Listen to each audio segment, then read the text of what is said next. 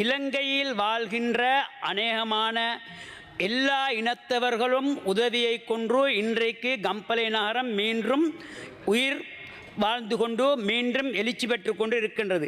அதற்காக இலங்கையில் வாழ்கின்ற அநேகமானவர்கள் எங்களுக்கு உதவி செய்தார்கள். அவர்களுக்கு நாங்கள் நன்றி செல்வோடு கடமைப்பட்டுள்ளோம். அதே போன்று ஜசாக்கல்லாஹர் முக்கியமாக ஸ்ரீலங்கா ஜமாத்தே இஸ்லாமி, ஸ்ரீலங்கா தௌஹீத் ஜமாத், ஸ்ரீலங்கா ஜமாத் இஸ்லாம், நபபியா இஸ்லாமிக் யூத் மற்றும் இலங்கையில் இருக்கக்கூடிய என்ஜிஓ அதே மாதிரி அனைத்து மக்களும் எங்களுக்கு உதவி செய்து அவருக்கு நன்றி. அதே போன்று வடக்கு கிழக்கில் வாழக்கூடிய மக்கள், அதே போன்று இலங்கையில் வாழக்கூடிய அனைத்து மக்களும் உதவி செய்தார். அனைத்து இனத்தவரும் குறிப்பாக சிங்களவர்கள், தமிழர்கள், அதே போன்று எங்களுக்கு கிறிஸ்டின் மக்கள் அனைவரும் உதவி செய்தார். அதே போன்று பன்சலைகள், பள்ளிகள், கோயில்கள், சேர்ச்சுகள் அனைவரும் உதவி செய்ததன் மூலம்தான் எங்கள் கம்பளை பிரதேசத்தை மீண்டும் கட்டியெழுப்பக்கூடியதாக இருந்தது.